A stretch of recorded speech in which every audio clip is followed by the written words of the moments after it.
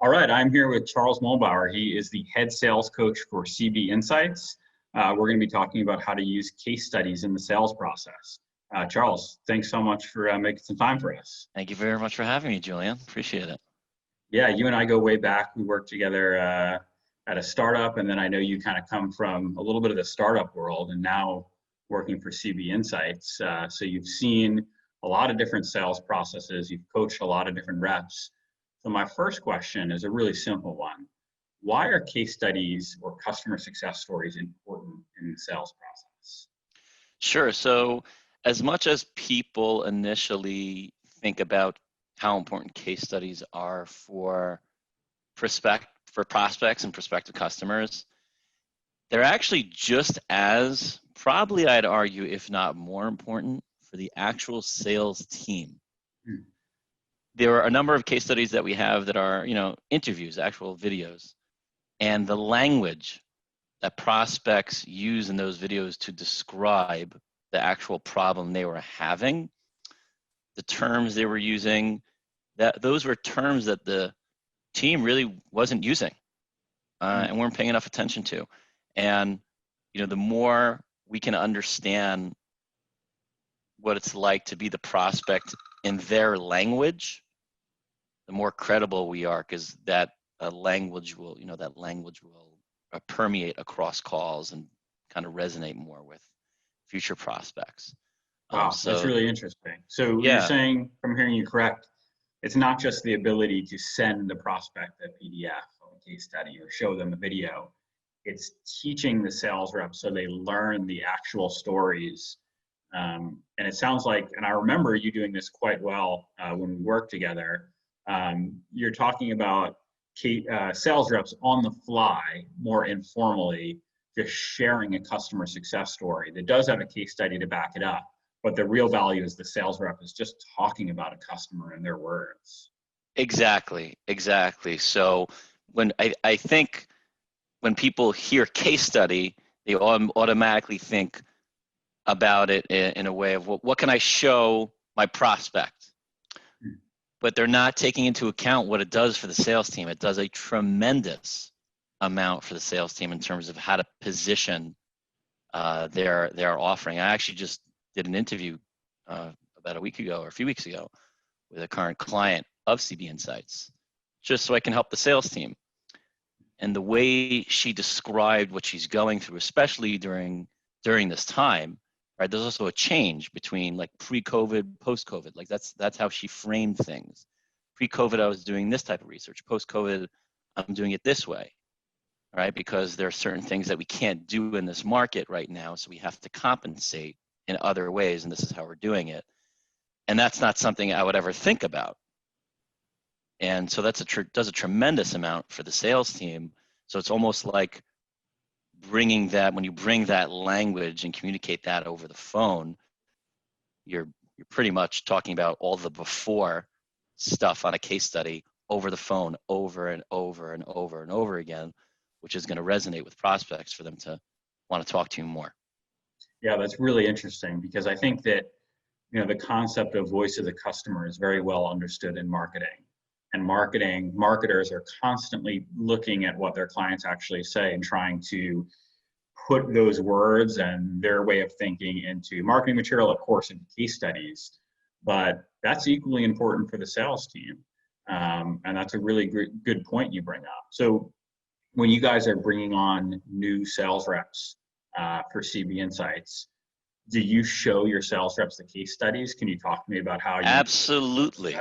Absolutely. That is the first thing I show them. Really? Yeah, absolutely. Have you looked at the case studies?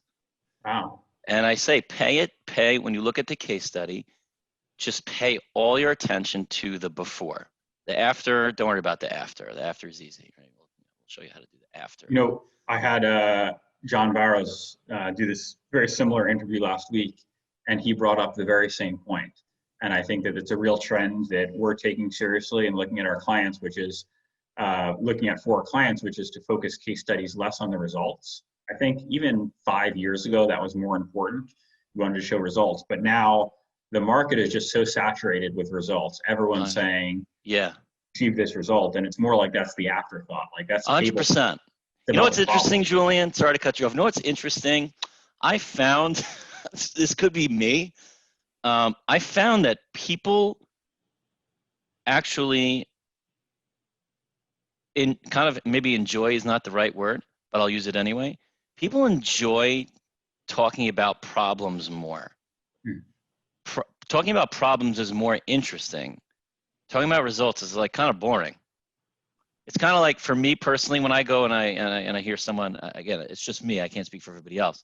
When I go hear someone speak, like a lecture on sales, when they talk about what issues they had in their career, for example, or what they messed up on and what they were afraid of, that's so interesting because everyone goes through that. And when they talk about it, it resonates with you. You're like, oh, I have that fear too. Wow, I didn't know other people have that. I thought that was just me. It's almost like third-party validation. It's so much more interesting to discuss. So for a salesperson, what I encourage them to do here is look at, let's say there are 10 case studies, for example. Look at all the befores of all the case studies. And while you're talking, say, you know, it's interesting. What we found here is, and then you take a before for bucket number 1, bucket number 2, bucket number 3, bucket number 4. Our clients have told us A, B, C, and D, and we hear that a lot. I was curious to what extent that surprises you at all. So that's like you're giving almost like 4 case studies, the before in one over the phone, so that now the prospect's like, wow, I thought that was just me. It's not just me. Wow, so many things to talk about there.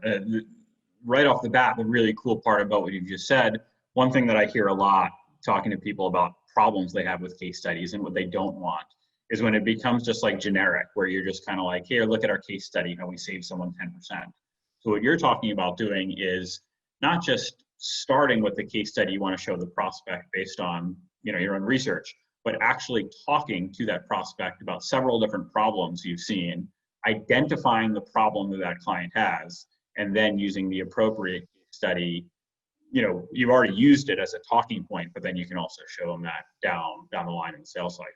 Yeah, absolutely. And you know, you definitely know more about this subject than I do, but I would also argue that it's cool not talking about the problems a prospect had is one thing.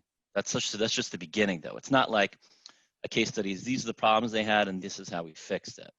It's more than that. It's these are the problems that they had. This is what they tried to do to fix it on their own. Like a lot of things that we ask prospects on the phone is, cool, like to what extent have you tried to fix this on your own before calling us? Right? And maybe one of the last questions we'll ask is, you know, to what extent would you say you've exhausted all internal resources to do this on your own? Because if you haven't, then maybe that's worth doing. So putting that picture into perspective, like this is what they tried to do. These are the alternatives that they tried to execute, and that didn't work. That's also going to resonate with a prospect because they'll say, "Oh, I've tried that too, and it's not working." Right? It takes it a level deeper. It's a bit too shallow to just talk about problems and then how we solve. That's also kind of boring. But when you talk about the alternatives, what they tried to do, that just peels the onion even more to help resonate with somebody. Yeah, it's really interesting. And one thing I've found about case studies coming from a sales background is, you know, that just like in sales, the case studies are all about that problem section. And when we're creating case studies and interviewing people, sometimes they know off the bat, but just like in a sales process, you have to dig deeper to understand that problem. And the best case studies, you know, you can't just ask the client, what problem did we solve for you, and get that feedback. You need to really dig into, like you said, what they were trying to do, why this matters, like why, you know, something wasn't working right, why does that matter? And tying, you know, that ties directly to a sales cycle. Yeah, now that we're talking about it, Julian, I'd probably want to test this out myself, and I'm just thinking about it like out loud. I wonder if a powerful case study would be, these are the problems that somebody had in detail. This is what they tried to do about it. It didn't work. And at the end of the case study is, we helped solve for that. I wonder, like a teaser, like we solved it for them without telling them how we did it. someone was like creating that, quote unquote information gap where people are like, oh, I wonder how they did that. I want to talk to them. I wonder what that would be like. Like, I wonder if there's a new, or if there could be like a, pardon this word, like a disruptive way to do case studies, like just talk about problems and what people did about it and how much their life kind of sucks. And we help solve for that. Yeah, And that's all they need to know. What else do they need to know? If they want to know more, they'll talk to me. One of the things that I'm always going through, and I don't think we've taken it as far as you're talking about, but Right. when I'm onboarding new clients, they always think the case study is going to be about their solution. And we break our case studies into situation, problem, solution, and results. And the clients are always very focused on solution and then results. And what I have to steer them towards is what we want to do is we want to really dig into the problems. We want to very quickly, superficially describe the solution from your client's perspective and how it affects their day-to-day, and then show the results. But people tend to think of case studies, at least my audience, who's often like CEOs trying to do this themselves, they think a case study is about describing the solution very precisely. And what we help them with is to understand that it's about the problem that's solved, and the details of the solution are secondary. Yeah, and from your perspective, Julian, people have this thought or image or idea of what case studies are supposed to be. And you know what? It clearly used to be that way. It used to be that way, but because the market is so saturated, it's completely changed. And a lot of people don't realize that. That's awesome. Well, we're working on that, and I'll show you our examples as they continue to go in that direction. Hopefully something groundbreaking and a new way to present case studies like you described, but perhaps it'll just be a more built up problem section. Charles, before we wrap up, this was great. Any last things you want to say about best practices for how CEOs watching this and sales reps watching this can get and use case studies? I mean, you said it. So if I'm attention CEOs, the more important part about a case study is the problems that people have and what they tried to do to fix it that didn't work. That's what resonates with people. The solution, anybody can talk about their solution. That's easy. Like everybody talks about their solution. One more final question. As a sales trainer and a longtime B2B sales rep, what would you say to a CEO that doesn't have any case studies, has a small sales team, and hasn't invested in getting case studies for their clients, for their prospects, for their sales team to use with their prospects? What would I say to them? Well, I'm trained in sales, so I wouldn't say anything. I'd probably ask questions. What would be your first question, Charles? Right. What would be my first question? Is I'd first want to understand, out of curiosity, why do you think it is you haven't created any case studies? Like, I would just start with them. Yeah, I mean, I should have expected you were going to answer my question with a question. I've known you for a long time, and I don't think I've ever asked something detailed and just gotten an immediate response. And that's what I like about you, Chaz. You're curious and you want to really understand. Listen, thank you, Julian. You and I both know that that's discovery, and a prospect, including a CEO, has to discover the issue and how they want to solve for that issue on their own. They're not going to listen to me. So I just want to empower them to do that. That's a great point. Well, let's leave it at that, Charles. This was awesome, really informative, pretty fun for me as well. So always good to see you and catch up. Thank you very much, Julian.